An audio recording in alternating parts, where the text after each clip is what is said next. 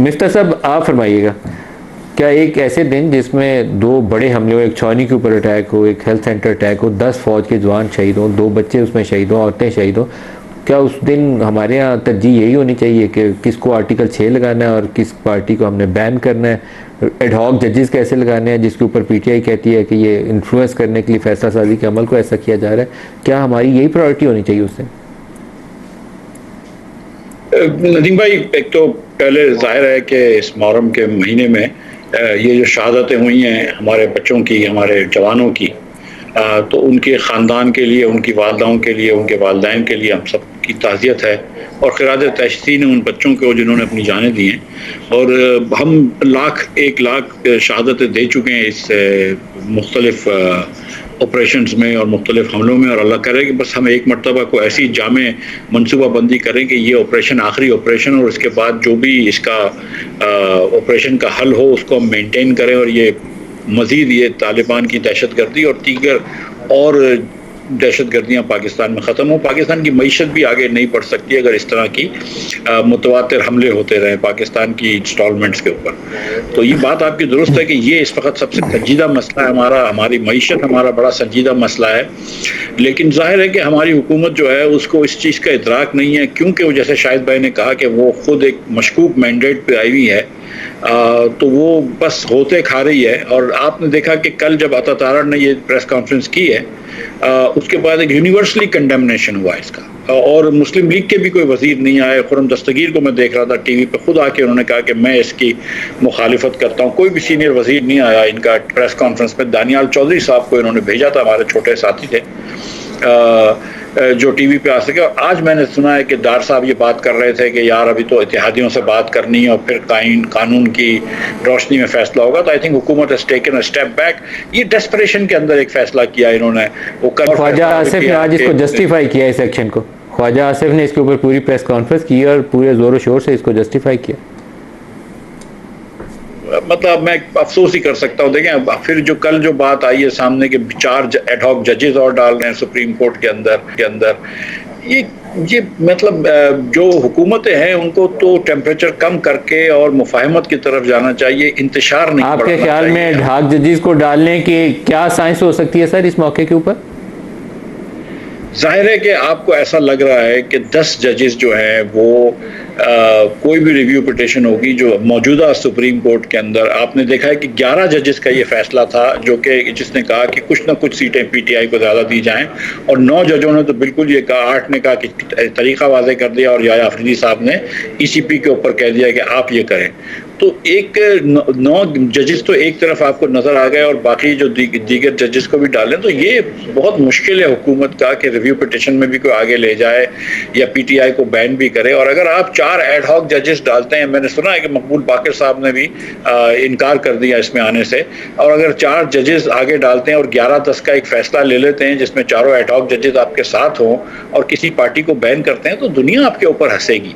आपने देख लिया ना कि आज हमने 70 के दिहाई के अंदर जब वली खान साहब की पार्टी को बैन किया था, नैब को, तो फौरन भाग गई थी आपके अवामी लीग, पहले बैन करी मार्शल में, फिर नेशनल अवामी लीग बैन करी, फिर एनडीपी बन गई।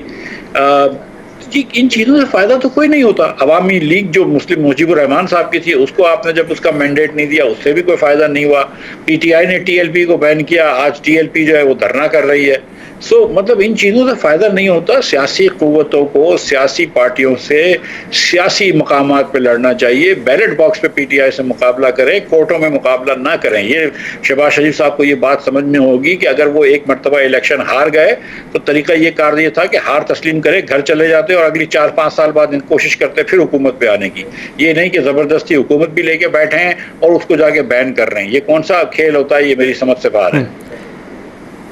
खाकान साहब, पीएमएलएन जो सियासत कर रही है बज़ाहिर तो वो ग्राउंड लूज़ कर रही है, क्योंकि वोटर्स के अंदर अगर आप रद्द-ए-अमल देखें तो हमने 8 फरवरी के इंतखाबात से पहले कम अज़ कम मैंने 2 महीने फील्ड के अंदर गुजारे थे और मैं बड़ा क्लियर था। 2018 से सूरत हाल बदल चुकी थी। 2018 में नून लीग पंजाब में डोमिनेट करती थी, इस दफ़ा पीटीआई डोमिनेट कर रही थी, और हर स्टेप जो पीटीआई या इमरान खान के खिलाफ अदालती अमल से लिया गया, 30-32 साल की सज़ा उसको दी गई, वो पीटीआई की फेवर में गया बजाय कि नून लीग की फेवर में जाता। तो ये स्टेप्स कैसे उसकी फेवर में जा सकते? जो भी बंदा इनकी कुछ साइंस बना रहा है, फार्मूले बना रहा है, उनको ये बात समझ नहीं आ रही कि लोग रद्द-ए-अमल दे रहे हैं, रिएक्शन दे रहे हैं। हुकूमत की मजीद बदनामी होगी इस सारे मामले में और बैलेट बॉक्स पर भी नुकसान होगा। लोग आज आप हकाइक छुपा नहीं सकते, हकाइक सारे अवाम तक पहुंच जाते हैं। अब आप ये देखें, सुप्रीम कोर्ट ने एक फैसला किया जुमे वाले दिन, फिर अतवार वाले दिन आपने 4 अब जज लगाने की कोशिश कर रहे हैं। इंसाफ के बारे में जब बात होती है, हर शख्स ये कहता है, हर शख्स ये जानता है कि इंसाफ ना सिर्फ होना चाहिए, होता वो नज़र आना चाहिए। आपने ये जज लगाए, कल अगर ये किसी ऐसे फैसलों में शामिल हुए जहाँ पर आपने दूसरे जो फैसले हुए उनको ओवरटर्न किया, फिर कौन कौन इन फैसलों को मानेगा? ये तो सुप्रीम कोर्ट ने पहली दफ़ा मेरे ख्याल है बहुत अरसे बाद उन्होंने कुछ हकीकत के मुताबिक, कानून के मुताबिक, आइन के मुताबिक एक फ़ैसला दिया है।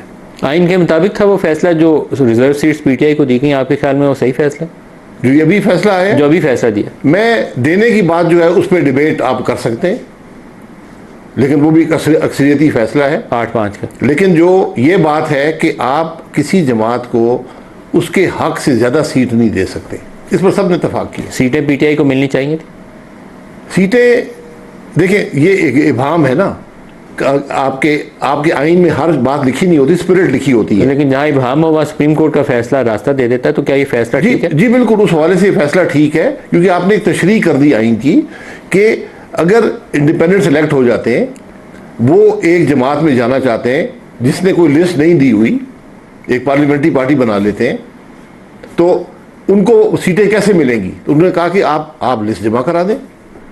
लेकिन बिल्कुल ठीक फैसला है, तरीका यही होता है। सुप्रीम कोर्ट के इस फैसले में एक इससे भी बड़ी चीज़ है, जब पीटीआई को उन्होंने इलेक्शन कमीशन ने कहा कि आप सियासी जमात के तौर पर हैं ही नहीं और आपके जो लोग पार्टी टिकट लेकर आए वो सारे इंडिपेंडेंट हैं, उन्होंने उस बुनियादी फैसले को गलत करार दे दिया इलेक्शन कमीशन। उन्होंने ये कहा इसलिए उनको मौका दिया, हमारे फैसले को मिस इंटरप्रेट किया गया।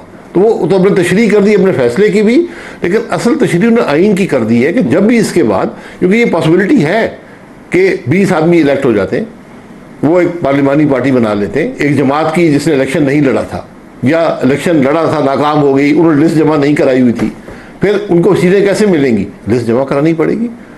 तो हम जो अल्फाज के अंदर माने ढूंढते आइन के, वो नहीं होते। आपको अल्फाज के दरमियान जो स्पेस है, जो तशरीह करनी पड़ती है, ये सुप्रीम कोर्ट का काम होता है, तो सही तशरीह कर दी है। लेकिन ये जो मामला पैदा हो गया ना नए जजेस की अपॉइंटमेंट का, ये पूरे निज़ाम को डिस्टर्ब कर देगा। आप कहते हैं कि नए जजेस की तैनाती से एक नया फसाद पैदा होगा? जी, उसकी टाइमिंग देखें ना, आपने उससे पहले किया होता तो कोई बात नहीं थी। आप आगे जाकर एक बताते कि आप 17 जज मौजूद हैं, हमें मज़ीद चाहिए, आप करें।